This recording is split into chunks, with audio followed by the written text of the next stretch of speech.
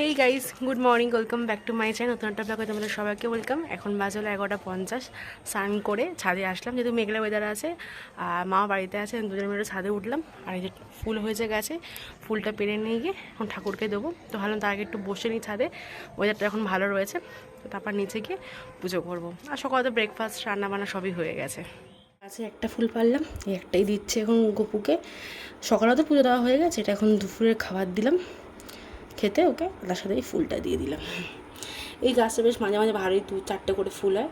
তো আর দুটো দিলাম কড়ি আছে, ওটা ফুটবে কালকে হয়তো। বেশ ভালো, কিন্তু ফুল গাছে বৃষ্টি হবে ভালোই ফুল দিচ্ছে। দিতে দিতে দেখলাম বাড়ির সামনে দিয়ে এক কাকু আম বিক্রি করছে। আর আমগুলো দেখে কিন্তু বেশ লোভ লাগছিল, দেখো অনেক বড় বড় আম। আর আমগুলো একটু তো নরম হয়ে গেছে, এই জন্য কিন্তু উনি কম দামও দিয়ে দিয়েছে। 5-6টা আম হয়েছে। এই আমগুলো এখন মা কাটছে। সব তো খাবো না, 2-1টা খাবো, আগে লাঞ্চটা করে নিই। তো তারপর আমগুলো খেয়ে দেখবো কীরকম মিষ্টি হয়। দেখে তো মনে হচ্ছে মিষ্টি হবে আমগুলো। দুপুরে তো লাঞ্চ করার সময় কোনো ভিডিও শ্যুট করিনি। আর এখন বাজে হলো 4টে, একটু যাচ্ছি ওই বাড়িতে। কেন যাচ্ছে অবশ্যই তোমার ব্লগটা ফলো করো, বুঝতে পারবে।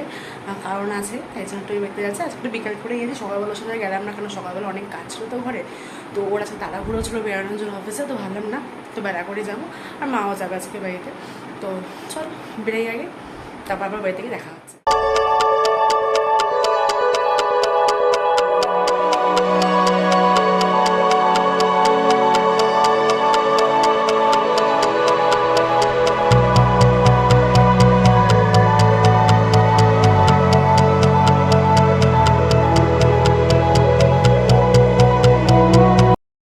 ওই বাড়িতে যেতে যেতে প্রায় বিকেল হয়ে গেছিলো, 5:30টা বেজে গেছিলো। মা এখানে কিন্তু চা করেছিল। মাকে বললাম চা করো, তো আমার প্রিয় কাপটাতে চা দিই, তার সাথে হচ্ছে আমার প্রিয় বিস্কুট। তো এখন মা আর আমি মিলে চা খাবো। আর এই ভিডিওটা যে শ্যুট করলো, এটা হচ্ছে কাল রাতের ভিডিও, তোমার সাথে শেয়ার করা হয়নি, তো ভালো এই ভিডিওর সাথে অ্যাড করে দিই। কাল রাতেবেলাও চিকেন নিয়ে এসেছিলো, তো চিকেনটা কিন্তু আমি এখন ম্যারিনেট করে নিচ্ছি। আচ্ছা, আর দেখবি চিকেন প্রথমে আমি কত কম মশলা দেবো, কিন্তু চিকেন যদি কম মশলা দিয়ে করি না, সেই টেস্টটাই আসে না। শুধু আমার জন্য তো করলাম না, ঘরে তো সবাই খাবে। তো একটুখানি যত অ্যাড করি না কেন, চিকেন মশলা দিয়ে কষিয়ে না করে না ঠিক ব্যাপারটা আসে না। মনে হয় যে রুগীতে খাবার খাচ্ছে, এরকমটা মনে হয় যে অল্প খাবো, কিন্তু সেটা যদি রসি করা হয় তাহলে কি ভালো লাগে। তো বললো তুমি ছেড়ে দাও, আমি চিকেন রান্না করছি। সেরকম বলা, আমি সব যোগাযান্তি করে দিয়েছি। ওই কিন্তু এখন চিকেনটা রান্না করছে। চলো, চিকেনটা কিন্তু প্রায় হয়েই এসছে।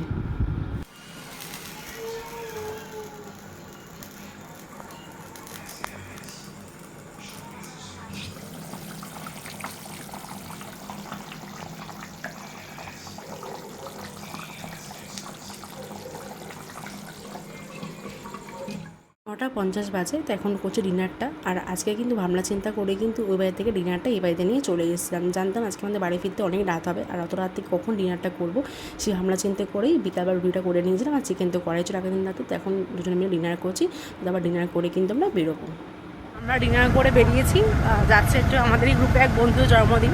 মানে জন্মদিন হচ্ছে কালকে, আর আজকে হচ্ছে সেই সেলিব্রেট কেক কাটা হবে। তো সেই জন্যই আমরা যাচ্ছি সারপ্রাইজ দিতে। তো চলো ওখানে যাই, তারপরে তোমাদের সব দেখাবো। দাও, খুলে দিই জলটা, খুলে দিই, দাও খুলে দিই জলটা, খুলে দিই। আমরা কোথায় এসছি? রিওর বাড়ি। দেখো না, বেলুনটা নিয়ে আসো, খেলবো রিও।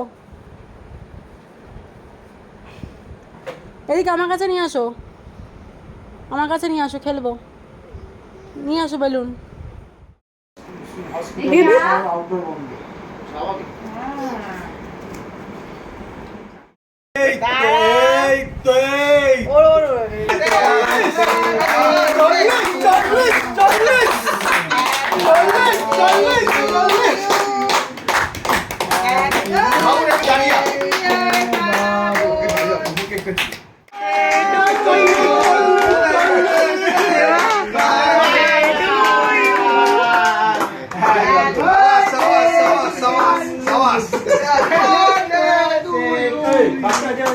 কি হচ্ছে এখানে? কি দেখি তো মনে কি হচ্ছে? বাড়া লাগাতে লাগলে টক করে খাবার করে হয় না, এ গু চুললে পড়ে যখন খাবার করে কি হচ্ছে এটা? এই আমরা দাঁড়া এটা দেখছি।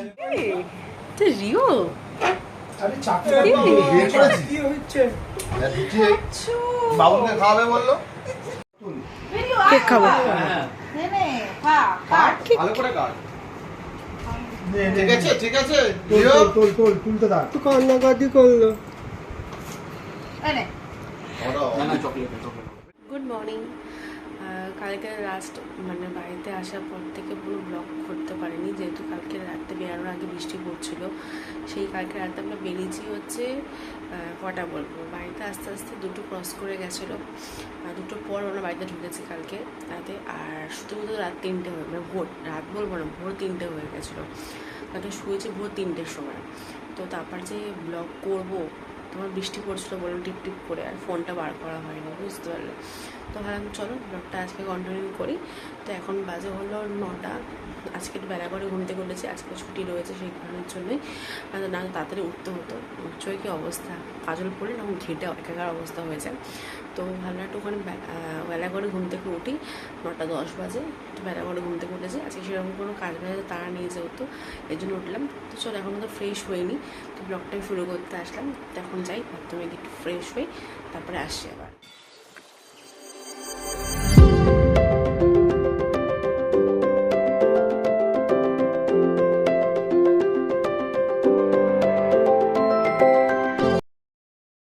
স্নান করে পুজো দেওয়া তো আমার হয়ে গেছে, এদিকে রান্নাঘরে আসলাম। এখন টিফিন তৈরি করবো, মানে ব্রেকফাস্ট তৈরি করবো। তো ওকে বললাম তুমি একটা ম্যাগি নিয়ে আসো, তোমাকে একটা ম্যাগি করে দিই, কারণ ম্যাগি তো আমি এখন খাচ্ছি না, পুরোপুরি বন্ধ রেখেছি ম্যাগিটা খাওয়া।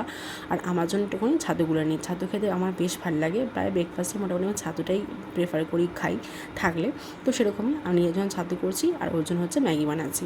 তো ব্রেকফাস্টটা করে তারপর রান্নাবান্না করবো।